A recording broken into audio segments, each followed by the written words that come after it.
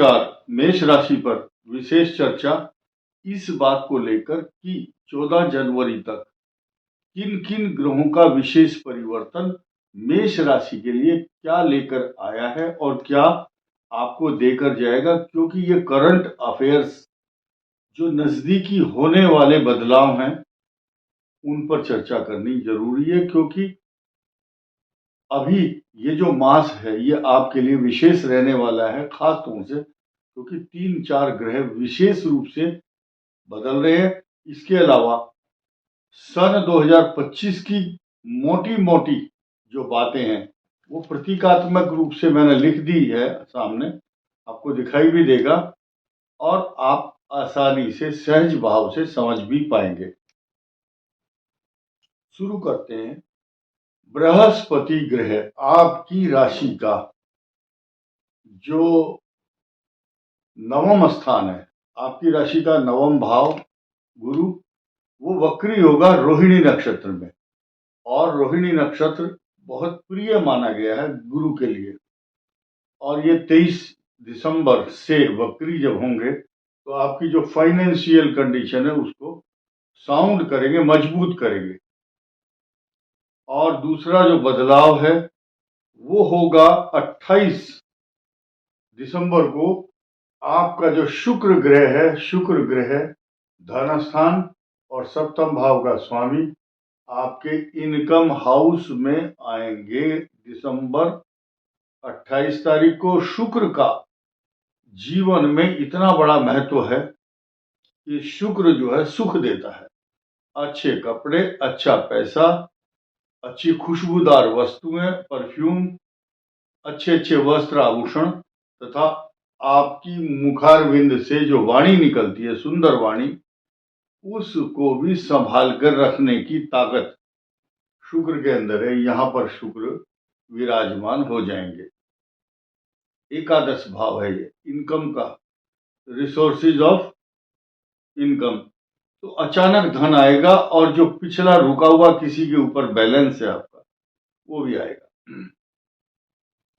और ये जो भाव है सप्तम भाव, जो आपके पार्टनर स्थान का है, लाइफ पार्टनर है और यही आपके जीवन साथी है, उसका स्वामी भी इनकम हाउस में आ जाएगा तो धन, समृद्धि, पैसा, जायदाद, सुख देगा, अच्छे खान पान देगा, वैभव देगा।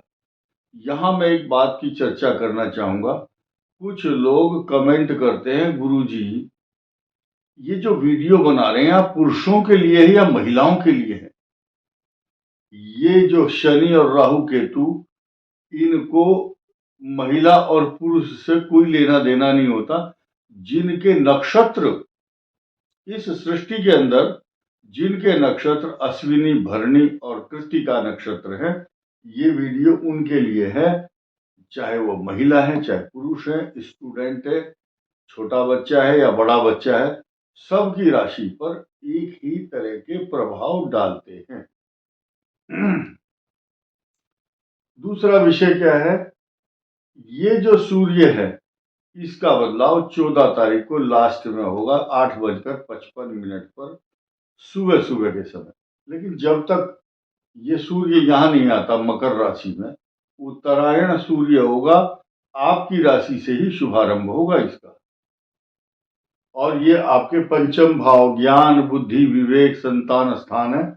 और यहाँ पर ये पोजीशन बहुत अच्छी होती है सूर्य की, क्योंकि ये डायनेमिक पर्सनालिटी बनाते हैं। आपकी संतान जो है उनकी पढ़ाई लिखाई, संतान की उन्नति भी देता है ये भाव।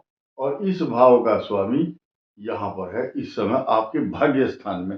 ये यश प्रतिष्ठा का द्योतक माना गया है। ये दोनों भाव हैं ज्योतिष शास्त्र में, इनको त्रिकोण कहा गया है।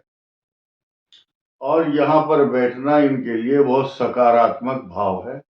और देखिए एक पॉजिटिव चेंज ये हुई सूर्य की, एक पॉजिटिव यहाँ पर शुक्र आया और बृहस्पति धन स्थान में आए और ये आपके लिए भाग्य स्थान का स्वामी है। ये बात क्लियर और स्पष्ट हो चुकी है। अब तीसरी बात हम करेंगे आपके छठे भाव और तीसरे भाई बहन का स्थान है, पराक्रम का भी है। ऋण, रोग, रिपु, शत्रु, पराक्रम, झगड़े, झंझट, परेशानी, इन दोनों का स्वामी अभी तक यहाँ चल रहा है अष्टम भाव में। रोग का स्वामी अष्टम भाव, ये मृत्यु स्थान होता है अष्टम भाव। यहाँ प्लस पॉइंट क्या हो रहा है अभी, जब तक बृहस्पति की पूर्ण दृष्टि है, जब तक आप रक्षित, सुरक्षित, महफूज हैं, हर तरह से भगवान आपको महफूज रखते हैं, सुरक्षित रखते हैं। और जैसे ये बुध यहां से हटेंगे तो आपके भाग्य स्थान में आएंगे। इस भाग्य स्थान में इनका पदार्पण 4 जनवरी को होगा। यहाँ मूल नक्षत्र है, मूला, पूर्वाषाढ़, उत्तराषाढ़, तीनों नक्षत्र के ऊपर से परिभ्रमण करना है। और अभी स्वाति, विशाखा और अनुराधा, विशाखा, अनुराधा और ज्येष्ठा, इन 3 नक्षत्र के ऊपर से परिभ्रमण समाप्त हो जाएगा। फिर उसके बाद ये मूला नक्षत्र में आएंगे। मूला नक्षत्र में बुध का आना एक पॉजिटिव, सकारात्मक भाव इसलिए है क्योंकि ये भाग्य स्थान है आपका, भाग्य को इंप्रूव करने के लिए आते हैं यहाँ पर। ये बदलाव मैंने बताया आपको। अब मैं मोटा मोटी बात बताऊंगा आपको मेष राशि वालों की, जिनकी अश्विनी, भरणी, कृत्तिका नक्षत्र है और रोहिणी पर ऑलरेडी यहाँ पर वक्री होंगे बृहस्पति, ये आपको लाभ दे करके जाएंगे। देखिए, बात करने वाला हूं मैं 14 जनवरी के जो फल होंगे उस पर भी थोड़ी थोड़ी चर्चा होगी। 10 नंबर में ग्रह होगा, 11 में भी ग्रह होगा, 12 में, ये 3 ग्रह आच्छादित होंगे ग्रहों से। ये कंटिन्यूटी बन जाएगी यहाँ पर, ये कंटिन्यूटी है। और ये यश प्रतिष्ठा है, ये इनकम है, और ये बाहरी विदेश यात्रा खर्च का है। ये तो हुआ कंटिन्यूटी की बात, ये सकारात्मक भाव ज्योतिष में कहा गया है। अब 3 भाव हैं, 1, 2 और 3। आपका जो भाग्य स्थान है इसकी चर्चा कर लेते हैं। इसका स्वामी सन 2025 में 3 राशियों पर एकदम अपनी यात्रा विजिट करने वाले हैं। गुरुदेव बृहस्पति, जो आपके भाग्य स्थान के आराध्य देव हैं, गुरुओं के गुरु, देवताओं के गुरु बृहस्पति देव, इनका संचरण जो कि 365 दिन में एक राशि को कवर करते हैं, उनका संचरण सन 2025 में अतिचारी के रूप में होगा। ये अतिचारी शब्द यहाँ पर लिखा है, एक पिशाच योग भी बनाएगा और क्रमशः वृष, मिथुन और कर्क में जाएंगे 18 अक्टूबर को, और फिर वापस लौट करके फिर मिथुन में आएंगे। 4 राशियों का भ्रमण सामान्य बात नहीं है, ये एक खगोलीय घटना होगी अगले वर्ष। देखिए, ग्रहण होंगे 14 दिन के अंदर अंदर। ये मार्च के महीने में 2 घटनाएं घटित हो रही हैं और वृष राशि के ऊपर से बृहस्पति उसी समय रहेंगे, लेकिन मार्च के महीने में।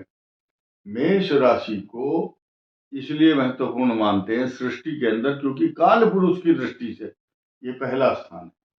और मार्च के महीने में यहाँ पर 6 ग्रहों का जो जमावड़ा होगा, 6 ग्रह एक साथ होंगे 29 मार्च को, तो उस दिन ग्रहण भी होगा, उस दिन काल सर्प योग भी बनेगा। ये हानिकारक का स्थान कहा गया है मेष के लिए। तो जब होगा, जब देखी जाएगी, लेकिन तब तक आप इस सूर्य का और इनका आनंद लीजिए। जब ग्रहण आएगा मेष राशि पर, उस समय आपको अपने भावनाओं पर, इमोशंस के ऊपर काबू रखना है, तथा कोई आदमी झूठ बोल करके पैसा लेगा या आप यात्राओं में खर्च करेंगे, अंधविश्वास में उस समय नहीं फंसना है। आजकल बहुत सारे फ्रॉड के तरीके चल रहे हैं क्योंकि 7.5 आने वाली है आपके ऊपर। आपको सचेत और सावधान ज्यादा होना है अन्य लोगों की अपेक्षा। पैरों में दर्द, पैरों में चोट, शरीर में आलस्य, कल के ऊपर कामों को छोड़ देना, एक्टिव होना है आपको। ये मेष राशि के लिए मेरा परामर्श है।